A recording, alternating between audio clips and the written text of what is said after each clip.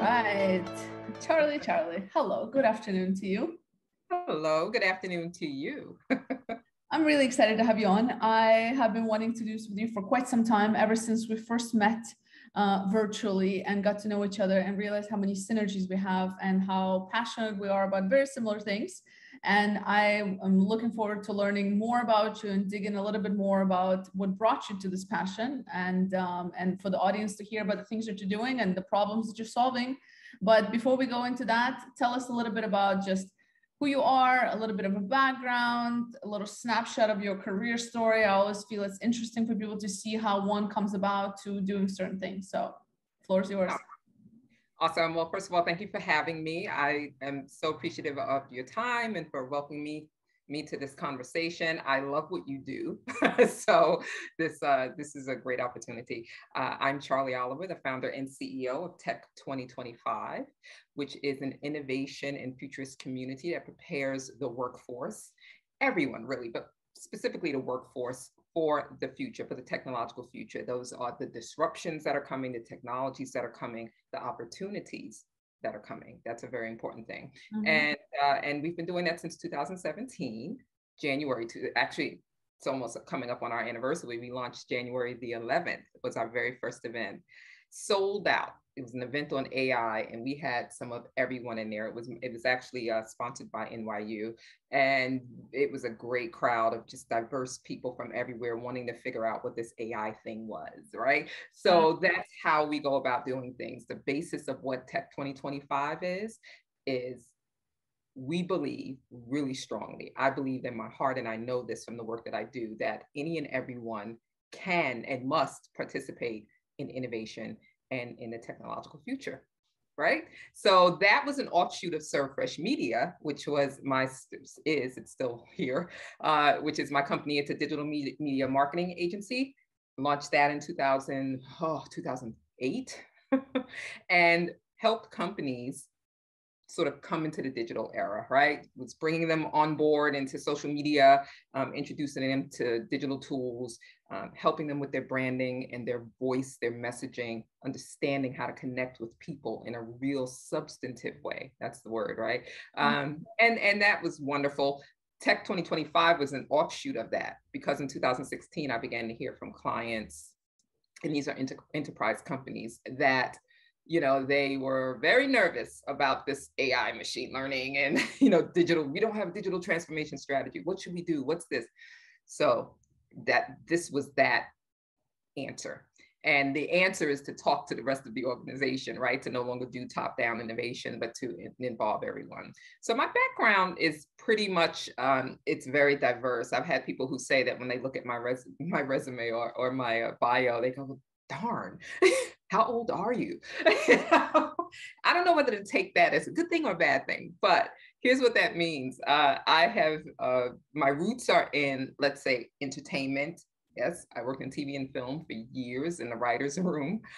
So creating story and being creative and expressing what we are in a very creative and open way is very much the basis of all of the work that I do. Everything that I do starts with a story and tapping into that. So I worked in TV and film for years, which was great, including indie film, at Sundance Film Festival, and had a ball. I've also worked a lot, obviously, in advertising and marketing, which has been great.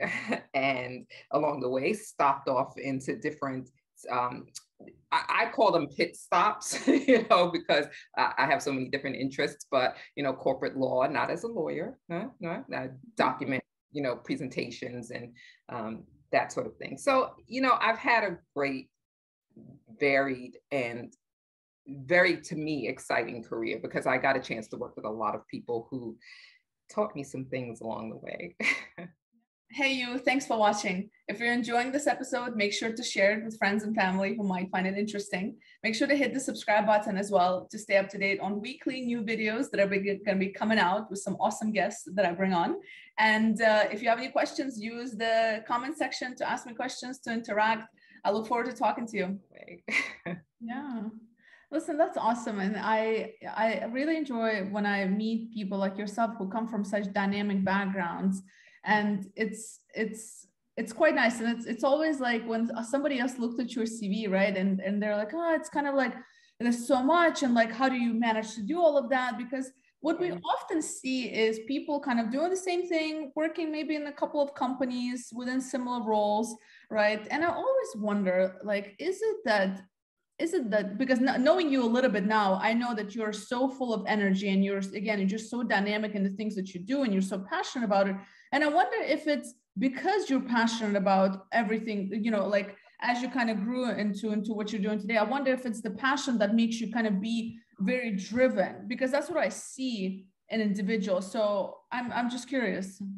God, that is so astute of you. I love that you framed it that way, because honestly, you would think that that would be something that I would know about myself just intuitive, like this is who I am, I'm passionate. But I think a lot of times, especially when you're young, right, you're just kind of living life and you're being led by what you feel, and it's not really, you don't think of it as being passionate, it's just who I am and what I want to do. But hindsight being 2020, as I look back on my life at this age, right, and a little bit of mileage on my life, definitely, I would agree with you with that 100%. And not only that, but let me just tell you how important how crucial that passion is when you choose unconventional pathways. Yeah. Yes, because as you said, people look at my bio and they go, oh, you've been some places. I've had people look at my bio and say, boy, you just didn't give a damn, did you? You did whatever you wanted to do. I've had, and I go, yeah, pretty much.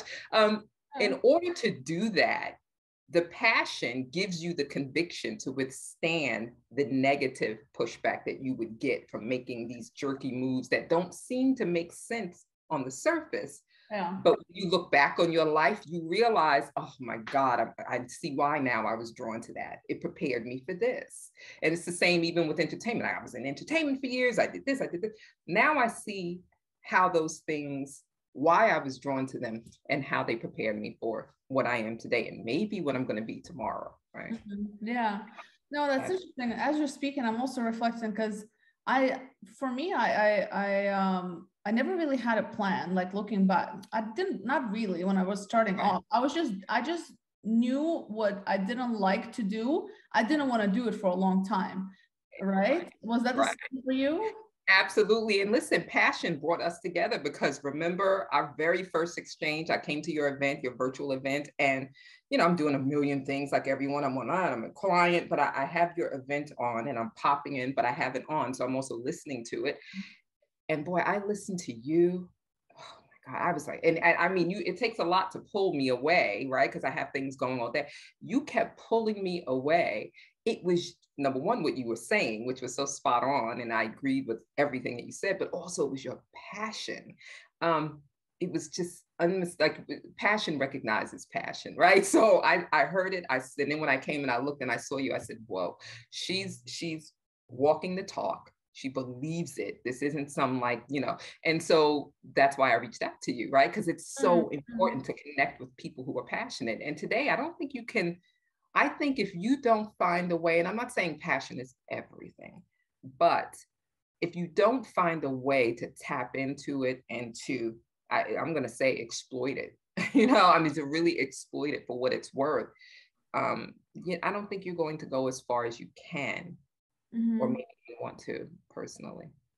Yeah, and it's actually pretty spot on in terms of passion. I was reading, I forget who said it. I forget, I apologize, but I saw something the other day and it was saying that, for people who struggle, because there's a lot of talk about passion and people struggle to find passion. And if you ask me, like when I was first starting out, I wasn't sure what my passion was, but I found it through the things that I was doing. And that's what it sounds like to you. So it's almost like continuous to be curious, which is why you started off in media and entertainment. And now you're all the way on AI and tech stuff, which is like a complete different shift, right? So, and so like for young people, and you and I would talk a lot about the youth and future of youth and stuff like that. And that's what I always say, you have to just experiment. And it sounds kind of hard to grasp, like it's not tangible, but that's really what works. And I speak to a lot of people like yourself who are kind of just from these dynamic different backgrounds. And that's the answer usually, is just continue to try to find something you enjoy. If you don't like doing what you're doing, like try something else. And that's how you almost come to your passion, right? 100%, hell, 1000%. Let me tell you that you said something earlier that basically underscores this point perfectly. It's not just, I think people think that their passion a lot of times just sort of happens, or, you know, I'm going to do something I like and then boom, there's my passion. Frankly, the passion comes and is recognized and gets developed when you begin to say no to what you don't want. The problem is that too many people say yes to too many things that they know they don't want. Sometimes we have to, sometimes we do, but for the most part, people are saying yes to things that they don't want to do, that they know is not inherently in their being and in their best interest. And so then you deplete your reserves for understanding who you are and what you really want. The reward for saying no to that job, to that person who wants to marry you, right? Yeah. Whatever, the reward for that is that you then put that energy into understanding more about you to find what is your passion, but you've got to say no. And that requires the other C word, which is courage. Yeah. Every time I know you're courageous. I already know that 100%. Your life is, you know, just an incredible book. If you lean into the courage, right, to say no, you will find the passion to say yes and do what you want to do. The other thing that you said that's really important, God, I just love this. You use the other C word, which is curious. You've got to be, let me tell you something. This is really interesting. I was on the phone the other day with a very good friend of mine who runs, she's the CEO of a very big film organization. She's a brilliant woman, brilliant. And we were talking and talking. And she says, you know, Charlie, I just find that a lot of the youth, in her organization that she works with, or who work for her, these are interns and also the next generation coming up. She says, you know, what's missing is the curiosity. She says, it's maddening because that's the age where you're supposed to be curious and want to experience things and everything. She says, but when they have to solve a problem, for the most part, and this is not everyone, she says, but I'm seeing in the 20-somethings that there's not the same curiosity that like we had or prior generations had. It's just not there. They want you to solve the problem for them or give them everything they need right then and there to solve it, or that's it. You know something, I think, and we can talk about this all day, but what I will say is that this goes back to what we do at Tech 2025. And I know to some degree what you do as well, which is, you know, being mindful about the impact of technologies on our development, right? So that we develop technologies that don't, which is what I think happened, stomp the curiosity out of us. And let me explain what I mean. I think that the reason the generations coming up in every generation, sort of that curiosity doesn't seem to be there the way it was in the previous, is because technologies don't reward curiosity, right? The tech they have now, it's like they get everything they want right away. You want to know, go to Google, boom, there's your answer. You get rewarded for immediacy, for speed, not for curiosity. So, you know, that's a problem. That's a problem because that's just a cultural thing. But it doesn't mean that it can't be fixed or that it can't be addressed, or that we shouldn't find ways moving forward in developing these technologies to reward youth coming up for curiosity, you know, so that they understand that, you know, yes, it's a struggle, but at the end of that, there's a reward. And it's not just the immediacy of that thing that you're getting, but the process through which you have to go to get it. And you know what's interesting is that I agree with you in the sense that with technology, it's so accessible, but also it's inaccurate. So and this is where the curiosity to look at a different source. So like, I mean, you and I know this, but if you're looking at Google, if all you're using is Google to look up your information, you're missing out on a whole lot of information because that algorithm is very much tailored towards your data and your history and all of that. So this is where you say, okay, well, I wonder if I look on DuckDuckGo. So I use DuckDuckGo if I need to kind of do a little bit different digging and get different news or, you know, opinions. Right. So as simple as that, also just that curiosity goes beyond, it's not just curious, but it's also accuracy of information. Right. So like being more looking for the different perspectives, I think that's what happens, and that all ties in together as well. Absolutely. And listen, Google, I mean, I think I think our descendants will look back and see the Googleification of everything, and say, okay, so that's where it began to really change in terms of how we define who we are and what we want to be. Because I know some pretty brilliant 20-something-year-olds who are doing incredible things, right? They're smart, they're out there, they're doing this. And yet, even when I had a conversation with actually, I've interviewed her on a podcast, and she's brilliant, computer scientist, graduated college at like 18, 19, brilliant. And she said this to me. And of course, in my Gen X heart, right, I cringed. I like grabbed the desk and I was like, no. She says, yeah, because I Googled it, and Google is everything. Like, if I don't have Google as a reference, it's a wrap. And I kind of got what she meant, but then also I heard her say Google is the ultimate authority, and I was like, Now, if I'm going to be fair, I do my fair searches of Google on Google too. But I remember a day, and I'm going to sound like an old lady here. we're gonna date ourselves or age ourselves, but you remember when search engines first came out, like back in the day. And even just Google, early Google, when you would put in a search and get the strangest things, like you would have to go a few pages in to even find what you want, right? I mean, it was just this cornucopia of WTF, like, and you go down this rabbit hole. Now, I'm not saying we want necessarily that again, but Right. God, we saw the weirdest, most wonderful, most insane stuff that let us know there was a whole world out there related to this topic, or maybe not so much, and that maybe there's other things we can be exploring. And then it was serendipitous too, right? Now it's so on the nose. You look up on Google and it's like you get the first page results, and of course it's ad. Yeah. You have to, anyway. I'm starting to sound a little cranky. I don't mean to. No, but I think it's a valid point, and it's just we just need to be mindful, like you said, just to be mindful, like to not go necessarily for the easy route, and to again that be curious to see what don't we know. Right. I'm reading a good book now. I'm sure you heard of it, Think Again. Yes. Yeah. Great. So I've had it for a while, and I keep referring back to it because it's just a reminder that we don't know what we don't know, and it's just to continue to unlearn and change our perspectives, and really be open mind. And I mean, and when you're passionate as well, maybe you can relate to this, but when you're passionate, sometimes you get so caught up in your own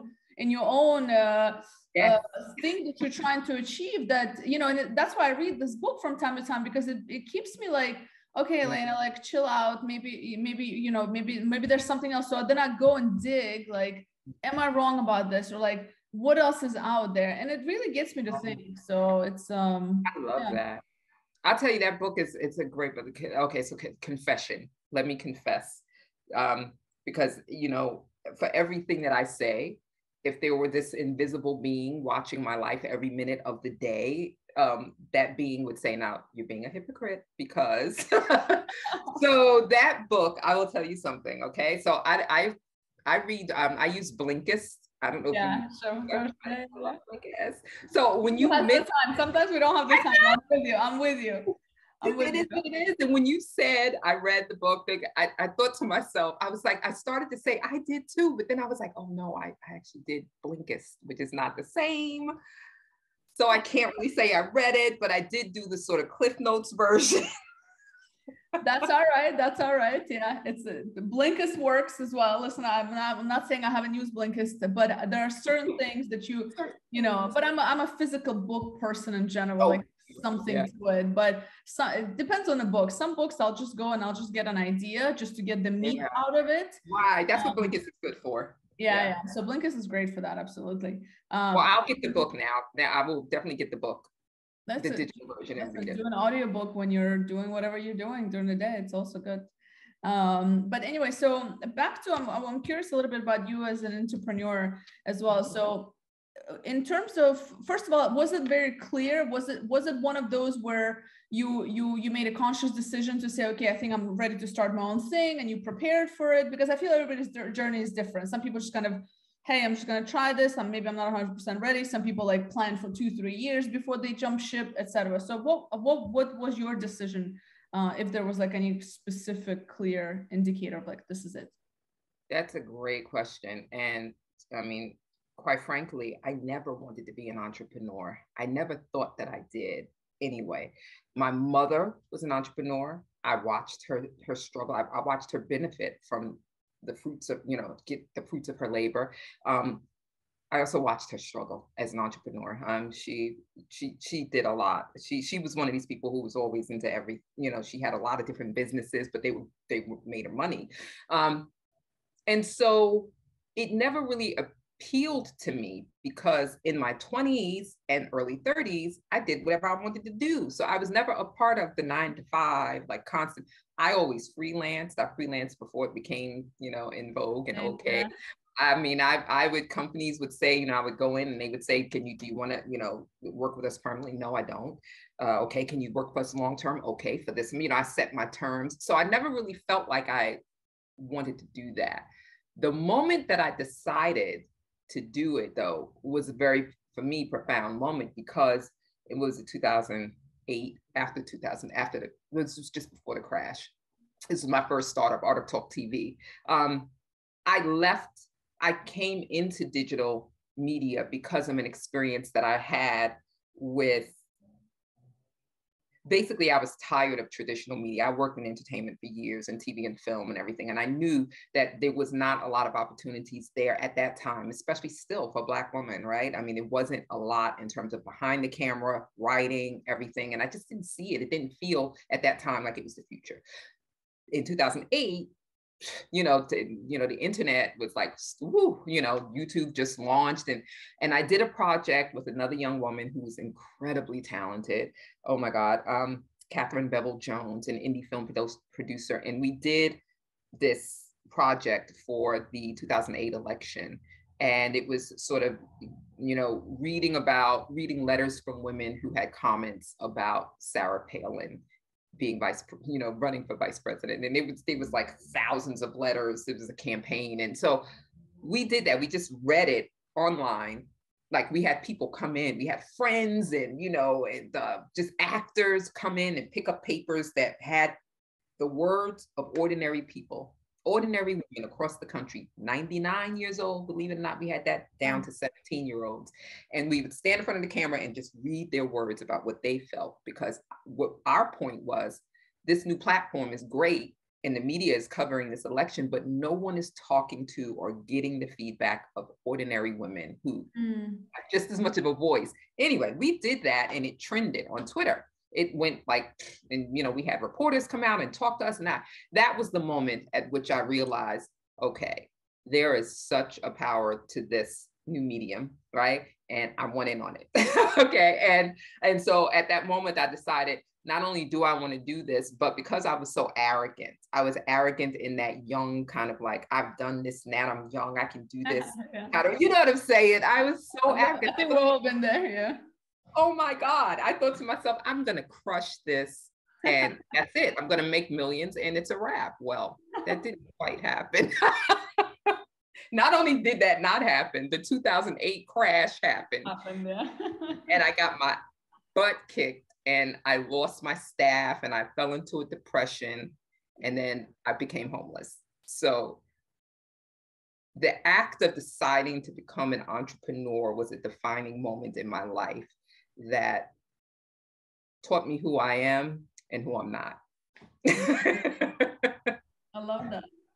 I love that because there's so many people so many people talk about the trend of being an entrepreneur, and I don't think it's, especially in Dubai, like in the Middle East, it's all fluff and roses and peaches and it's all great and it's like, and it's really not. And I'm with you. I mean, entrepreneurship, I can definitely relate. And it breaks you. It breaks you in many ways. It makes you in many ways, from all aspects, from personal, professional, financial, emotional, spiritual. It's a roller coaster. And I appreciate you being vulnerable and just sharing your story. So yeah, I mean, I just relate to it so much, and I wish more people would be like raw about what does it really take, and what does that look like, and how much risk, and how big is the reward? Not necessarily financial always, but sometimes it is. But it's also the impact that you feel you're making. But anyway, yeah. So, but I'm curious. So, and then after that, what gave you, again, I mean, the courage? Because I keep, like, these things keep popping up, like curiosity, courage, right? Because that's what it takes. So what, you know, during that time, if you don't mind me asking, because I think it's just so important to say, like, you can go up and go down and go up, and it's a roller coaster. So what helped you kind of get back to where you are today?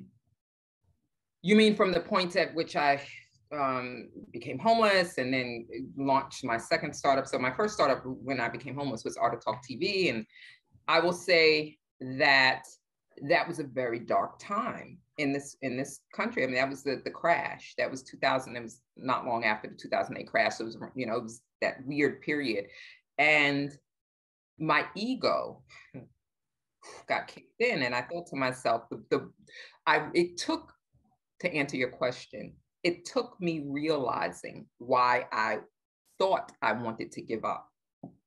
You know how I told you, you know, you need to follow your passion and learn when to say no and be okay with that, right? So when I became homeless, when I gave up, or I thought I was giving up, I was saying no to everything, because I felt like if I failed at this, a startup, right? Which I thought was an easy thing. I bought into the mindset that it was an easy thing. And not only that, but the thing that really hurt me the most was that I failed people. I had a staff, and they believed in me. They believed in the vision. And I told them that I could take them, we can go further. And then it just, and I was not prepared for that. But in realizing that is what really hurt me. That's what made me go, oh my God.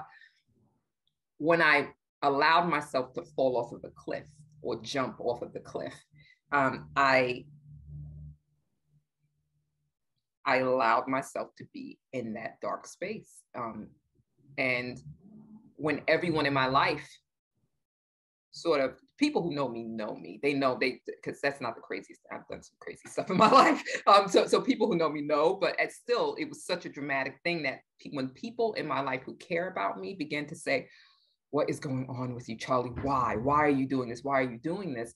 I once again had to find the courage to say, I don't know, but I have to do this. I just give up. I don't care, right? So while I was in that dark space, I realized it gave me time to think and to process and to watch. You know, what I will say is that when you are homeless, you are very vulnerable, ways that you can't even imagine.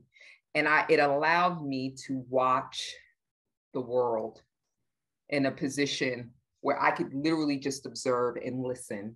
And I began having conversations with people when I was homeless, people who some were better off than me, some were worse off than I was.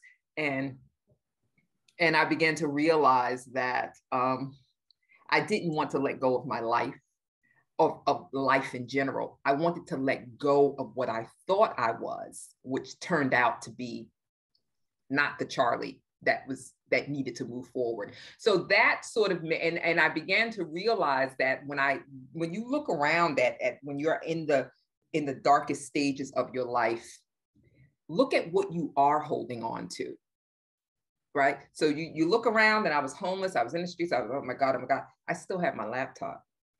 I wasn't letting that go, because I said, well, I still have to find a way to make money I still have to hustle. I still got it. So the fact that I still was able to do that and say, I still can do this, that let me know you're not giving up. You're just finding a new way to move forward. And then I took it one day at a time, just one day at a time, until it became clearer and clearer. And I began to hear the universe a little clearer, as I call it, you know.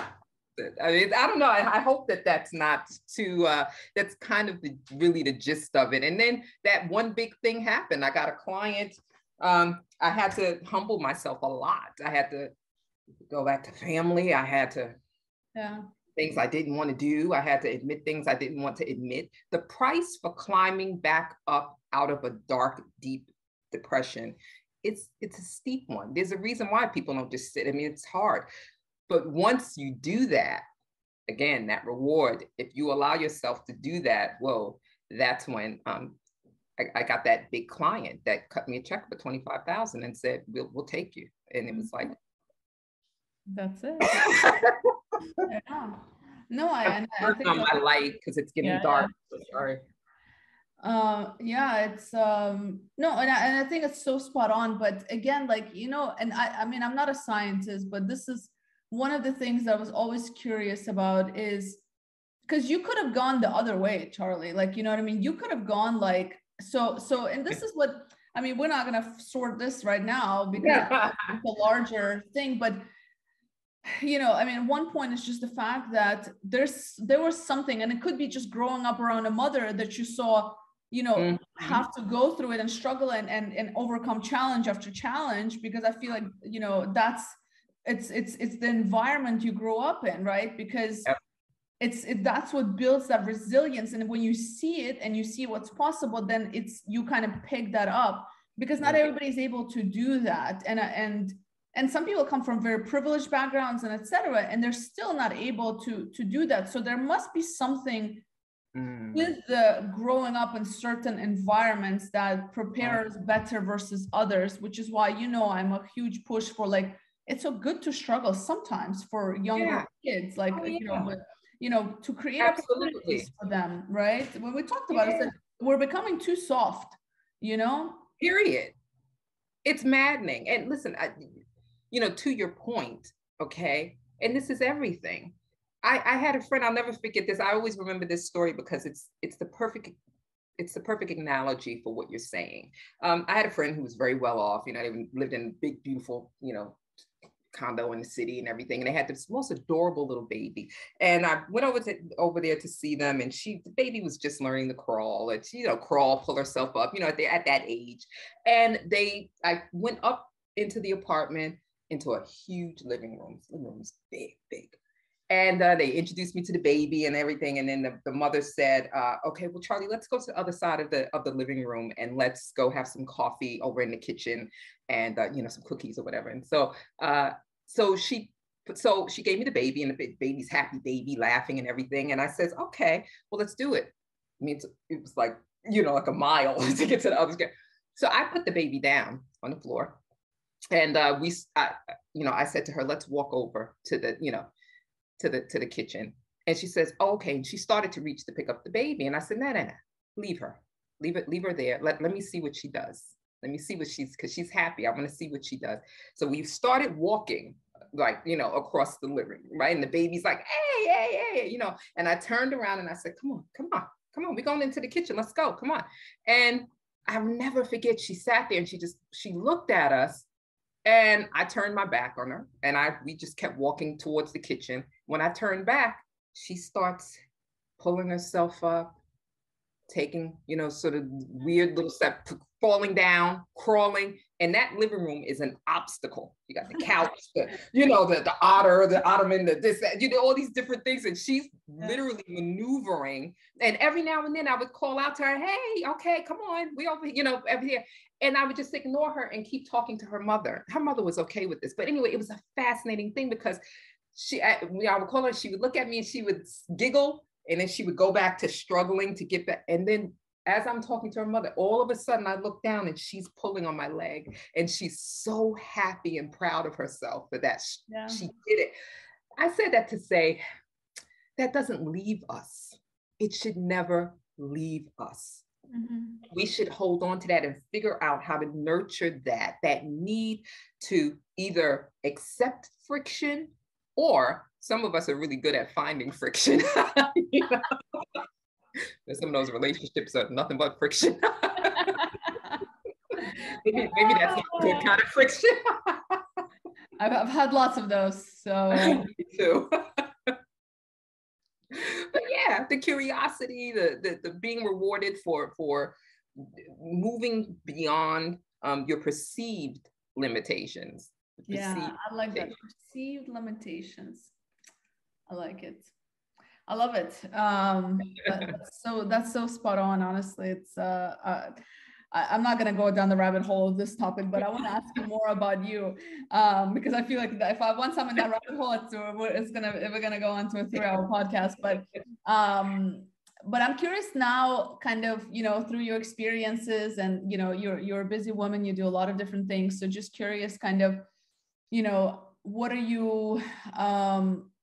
Is there any habits? Are there any habits that you do on a daily basis that are, I don't know, helping you move along in your day, being as busy as you are, et cetera? Yeah, that's a great question. And thank you for asking that, because I think we should be asking each other about our habits a lot more, not because we need to be in each other's business, but because I think we undervalue what good habits can do. And the fact that our habits change. Mm-hmm. I mean, if you asked me this question 3 years ago before the pandemic, it would have been a completely different answer. Now, 3 years into the pandemic, yeah, I've had to change. I work home, I'm home most of the time. I gained weight like everyone. I found, it was so depressing. Anyway, went to my doctor. I was like, what? I got a workup, and my doctor was like, okay, you're falling apart, honey. What's going on here? So yeah, I changed my habits, and that includes, now I'm going to give you my morning routine. Because you go online and you do a search for morning routine, and it's a whole culture. It's like on YouTube, there's all these videos and celebrities talk about, here's my routine. This is working for now, okay? So I get up at like 5:30 in the morning. I'm an early bird now, all right? I wake up, I'm quiet in bed for a little bit, and then I get up, I have half a bottle of water, first thing. Very important. It gets your cells, everything. Then, I brush my teeth. I have to brush my teeth. And then I come back and I do breathing exercises. Turns out we don't know how to breathe as well as we think we do. I heard about that, but tell me more. I heard about that. Yes. So I do these. I've gotten more into it. I have an app now that's really good for breathing, by the way. It's like, because I was all messed up with my breathing. So I do breathing for about 5 minutes, sometimes 10, meditation for 10 minutes, right? Make my bed and all that other good stuff. And then I exercise. I do weight or yoga, or combination. And then I have coffee and, do my little shower, my thing. But it's very important. The most important part of that is that when I wake up, I lay in bed for a couple of minutes, just thinking. I'll lie there just thinking and to myself, and then breathe, take water, feed the body in terms of, the mind, meditation, and exercise. I find that exercise part too is so important. It's so important. Yeah, and I ask this for everybody that I speak to, because, and usually it's these very essential habits that are so simple, that are accessible for everybody. You don't need to have a fancy gym. You don't need to do anything like that. It's just simple exercises, simple breathing, taking a moment when you wake up. It's the basics. And I talk a lot about it. And in the world, I actually just recently wrote an article about it, is that in the world of personal, professional development, we focus so much about best strategy to do X, or how to build your personal brand, and how to do all these things, but it comes down to basics. Yes. Mind, body, and soul, if you want to go into spirituality aspect of it, right? So like, that's really what it comes down to. And everybody I ask, it's never this crazy things that they're doing and they have all these strategies. It's these simple things. Right. Set them up for everything else in a day. And I think that's so essential. And then you realize, well, what the hell have I been doing all this time? Right. Because I think back to pre-pandemic, and I thought I was rocking, and I thought I had it going on. And it was like, no, you were running yourself into the ground, and you didn't even know it. And now you do. And so, especially when you become a certain age, it's like, listen, my body, I'm not, as I like to say to my doctor, listen, I'm not 20 anymore. And my doctor's like, no kidding. Okay.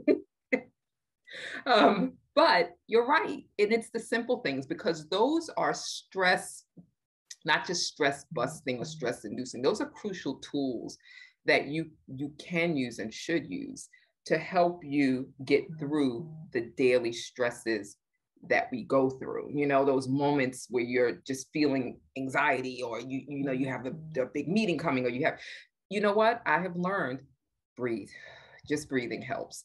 Get a glass of water, Charlie, relax. The world is not ending, right? Yeah.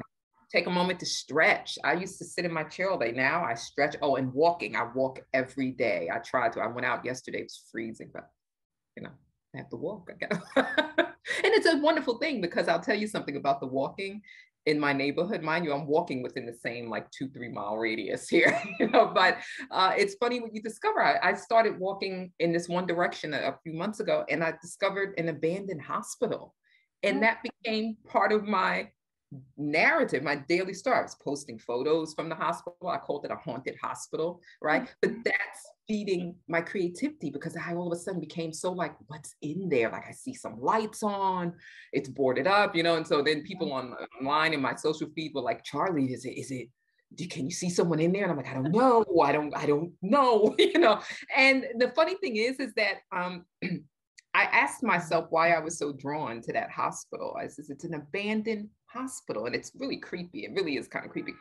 I don't know, but I kept going by there every other day, expecting to see something. One day I saw a black cat. I was like, wow. Anyway, here's what happened. And here's why we need to, there's so many ways that you can feed your creative beast.